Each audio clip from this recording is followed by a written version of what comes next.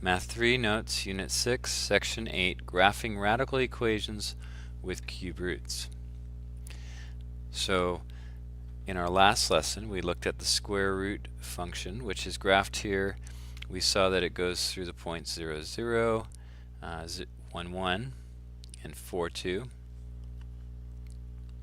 The cube root function, in this case, our domain is different because in the square root function, our domain started at a specific point. We did not go all the way to negative infinity because we could not take the square root of a negative number. What's different about the cube root function is we can take the cube root of a negative number, and so our domain is going to be everything. We can plug in negative numbers, we can plug in positive numbers, and so you see the graph looks different. It looks different. Half of the graph looks like, the right half looks like the square root function, but then you have this second piece. And so we don't have any starting point, but we do have a center. So the center of this thing, or we could say the inflection point of this is at 0, 0. And I'll just call it the center. But it is a function just like any other function, and so the translations and reflections and dilations apply to this just as they did the others. When c is positive and we add something positive outside of the cube root signs, so say we had cube root of x plus 2, that would move it up 2 units. If we had something like the cube root of x minus 2, that'd move it down 2 units. If underneath that cube root sign we had an x plus 2, that would move us to the left 2 units. If underneath the cube root sign we had an x minus 2, we'd go to the right 2 units. If there's a negative sign in front of our cube root, it reflects the graph about the x-axis.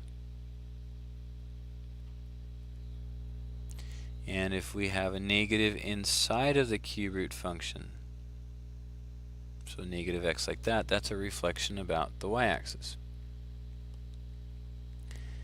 And then we can dilate this, meaning stretch it out one way or another by putting a number in front of that cube root. So if I put a 5 in front of the cube root of x, it's going to look a little different than if it was just a 1 in front of the cube root of x.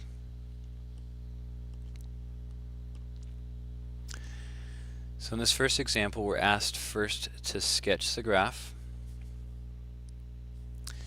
for each of the following, and then secondly, we need to find or solve for the indicated information, which is A all the way through F in this case. I'm going to ask that you get at least 3 points. Starting, you got the center, and then 1 point to the right of the center, 1 point to the left of the center, to get some sense of this graph. So here I'm going to pick some x values and get some y values. The center of this graph, well, the center of the parent is at 0, 0, and we have a translation down 1, so that our center is going to be at the point 0, negative 1. And then I'm going to pick some values that I can take the cube root of. So if I plug a 1 in, we can find the cube root of 1, which is 1. And we get 0, so 1, 0. I'm going to go for another one on that side. We can also take the cube root of 8. So the cube root of 8 minus 1. 8 is 2 times 2 times 2, so we end up with 2 minus 1, which is 1. So I go right 1, 2, 3, 4, 5, 6, 7, 8, up 1. And that's the right half of this function. If I put in a negative 1,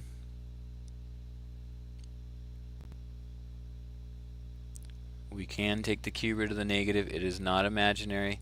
It's just going to be negative 1 because negative 1 times negative 1 times negative 1 is negative 1. And so we end up with negative 2 as a negative 1, negative 2 as a point we can graph. And if I go with negative 8, get the cube root of negative 8 minus 1, which is negative 2 minus 1, which is negative 3. So 1, 2, 3, 4, 5, 6, 7, 8 left, and down 3. And there we have it. So here I graphed 5 points. I'm okay if you just do 3 points, but the 5 points here are giving us a bigger picture of what's happening. So our domain stretches far left and far right, so from negative infinity to positive infinity.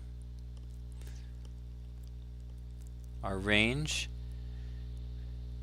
although it's slowly dropping and slowly increasing, it will drop as far as we want. So down as far as negative infinity, up as far as infinity.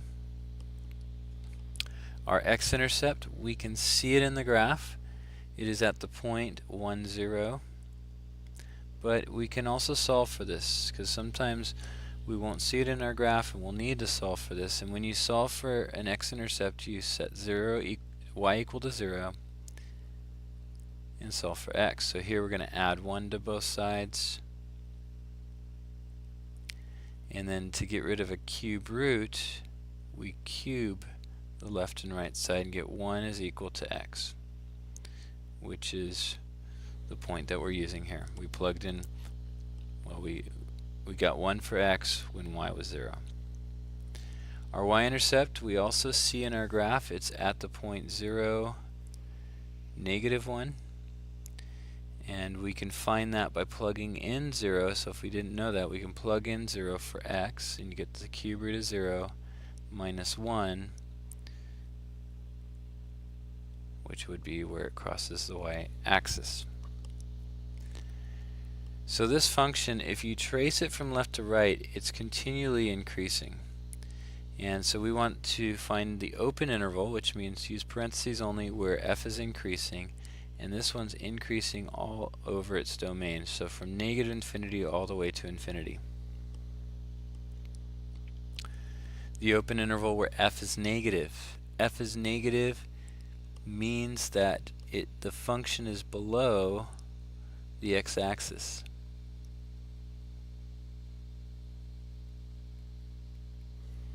And I'll highlight the part that is below the x-axis all the way up until we get to that x-intercept. And when you state this, make sure you're stating the x values, from what x value to what x value. So as far left as negative infinity, as far right as our x-intercept, which is x equals 1. So from negative infinity to positive 1, only use parentheses because it says open interval. And lastly, the average rate of change, which means the slope, from when x is 0 to x equals 8. Well, from my table, when I plugged in 0 for x, I got negative 1 for y. When I plugged in 8 for x, I got positive 1 for y. So my slope formula, you find the difference of your two y values divided by the difference of your two x values. So negative 1 minus 1 over 0 minus 8. So that's going to give us negative 2 over negative 8, and we can reduce that to positive 1/4.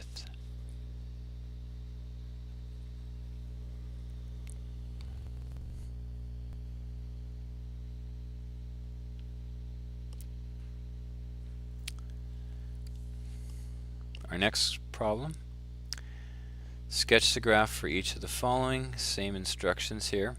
That's our first step. And then find and solve for the indicated information. So here we have g of x is 2 minus the cube root of x plus 1. You can also write this as negative cube root of x plus 1 plus 2. From our translation, we see x plus 1 means we move left 1, and that plus 2 means we move up 2 from 0, 0. So left 1, up 2. That's the center of our cube root function. I'm going to get some more points to graph, and I'm going to first put in this first point that we graph. So negative 1, 2.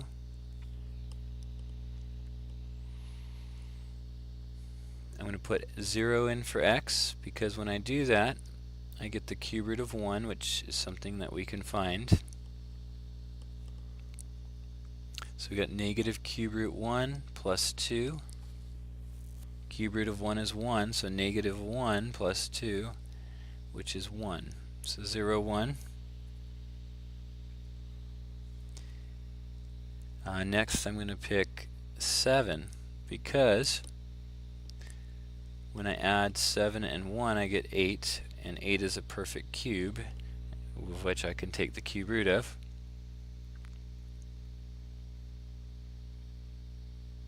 And the cube root of 8 is 2, because 8 is 2 times 2 times 2. So we have the negative out in front times 2 plus 3, which gives us 1. So 7, to write 7, 1, 2, 3, 4, 5, 6, 7. Up 1.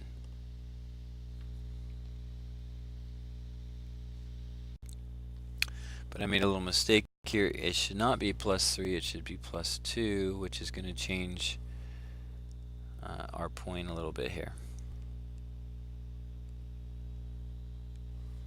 So this should be plus 2, because that's what the formula is. And we get negative 2 plus 2, which is 0. So 7, 0, about right here. So this thing's coming down and to the right on the left side. Some other values that would work on the left side, well, if I want to take the cube root of negative 1, so I'm going to plug in a negative 2 for x, and I get negative cube root of negative 2 plus 1, that gives me my cube root of negative 1, and then add 2. And so negative cube root of negative 1 plus 2 is negative negative 1, double negative, which ends up being positive 1 plus 2, or 3. So negative 2 goes with positive 3. And I'll do one last one.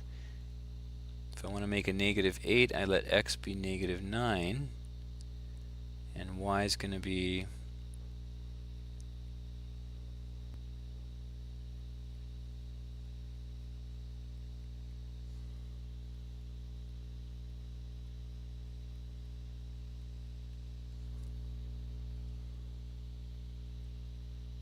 negative times negative 2 plus 2, which is positive 2 plus 2, or 4. So when x is negative 9, y is positive 4. So go left 1, 2, 3, 4, 5, 6, 7, 8, 9, up 1, 2, 3, 4. And there's our graph, which looks reversed from the last one. So here, this last one is increasing. Ours here is now decreasing because of the negative out in front of that cube root sign. Our domain is still the same as the last problem. As far left as negative infinity, as far right as infinity. Range, still the same. The lowest is negative infinity, the highest is positive infinity. And in fact, for every cube root function, this will be your domain and range because of its shape. The x-intercept we see in the graph that it's crossing the x-axis at 7, 0.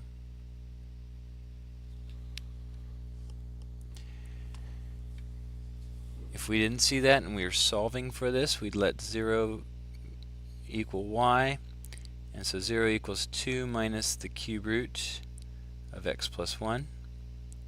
Subtract 2 from both sides. divide by a negative or multiply by a negative to get a positive 2.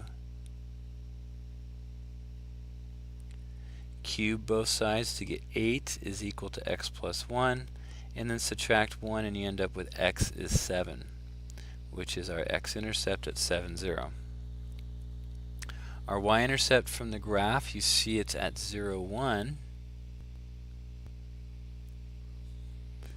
and we've actually worked that out in our table. If I plugged in 0, I got a 1, and so we don't have to do that work again. Part D asks for the open interval where g is decreasing. It's decreasing over its whole domain from negative infinity to infinity. Part E, the open interval where g is negative. Okay, it's got to be open interval, so we need parentheses. And g is negative, meaning the graph is below the x-axis. Again, I'll highlight that part of the graph. So it's just on the right side of the graph, right after the x-intercept. And the x-intercept happens at x equals 7. So from 7 to infinity is what we want to put.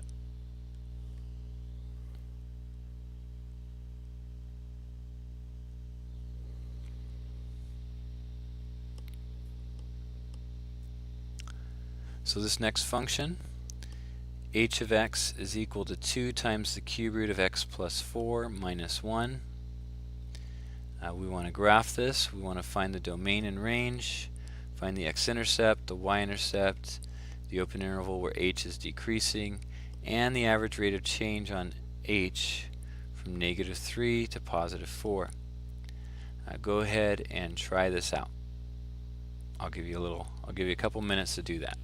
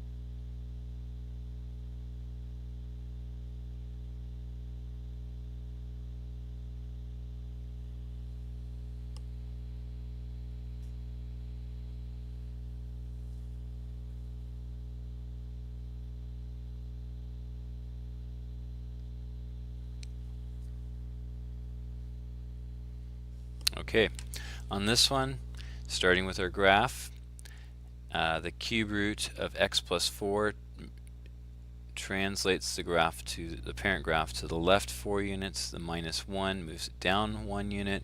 So from 0, 0, go left 1, 2, 3, 4, down 1. That's the center of our graph. I'm going to record that in a table of values here. So -4, -1. And then pick some more values for x that help us graph this thing. So I'm going to pick a couple values to the right of -4. I want to create the cube root of -3, sorry, the cube root of +1, so I'm going to put -3 in for x, and I get 2 times the cube root of -3 plus 4 minus 1, which is 2 times the cube root of 1 minus 1, or 2 times 1 minus 1, which comes out to be 1. So -3, 1.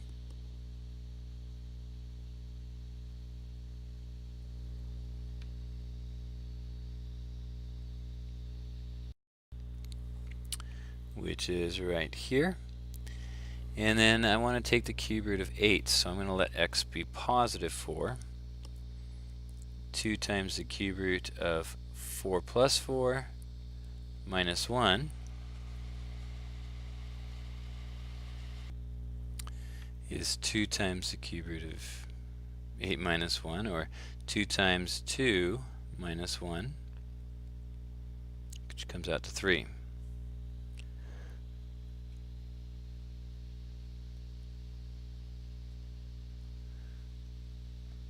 So this is the right side of our graph.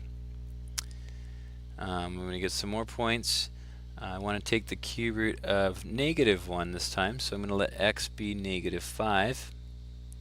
And we end up with y is 2 times the cube root of -5 plus 4 minus 1. Work through that.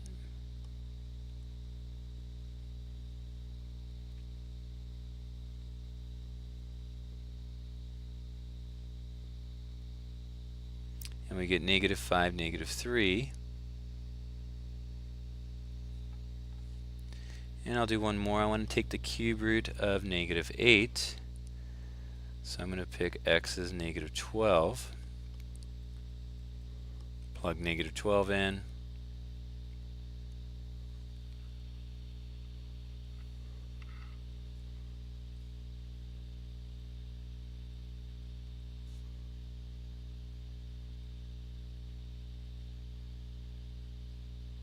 And I end up with -5 for y.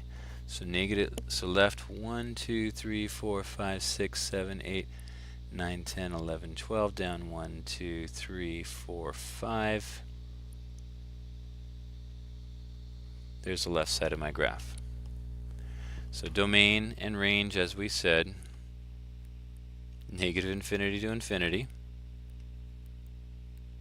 Hopefully you got that part right. X-intercept, not so obvious when we look at the x-axis. We know it's passing the x-axis somewhere between -3 and -4, but we're going to have to solve for this one. So plug in 0 for y.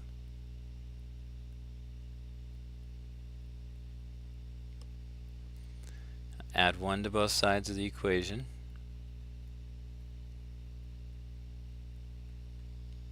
Divide by 2. And then we're going to cube both sides, so raise both sides to the power of 3. And when you do that, you end up with 1 over 2 cubed, or 1 over 8, is equal to x plus 4. If you change that to a decimal, you get 0.125 equals x plus 4. And then we can subtract 4 from 1.25, and you get 3.875 is equal to x, and actually it should be -3.875, which is between -3 and -4, closer to -4, and that is believable because our graph looks like that's where it crosses. Our y-intercept, again, not so obvious. It looks like it might be at 2 or a little bit above 2. So let's try this. We plug in 0 for x.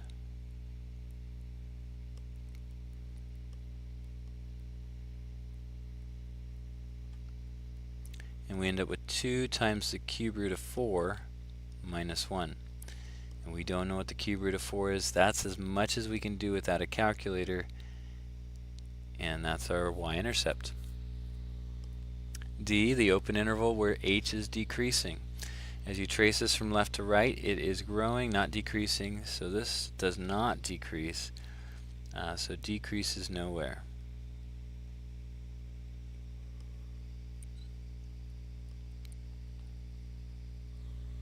And lastly, the average rate of change, which means the slope. So from when x is negative 3, which we have, when we got x is negative 3, we got y equals 1. And x equals 4, which we also have. When we plugged in 4, we got y is 3. So my slope is the difference of my y values divided by the difference of my x values. Watch out for double negatives. So I get 2 over 4 plus 3, or 2 over 7 for my slope. Homework is Unit 6, Worksheet 8, number 1 through 8.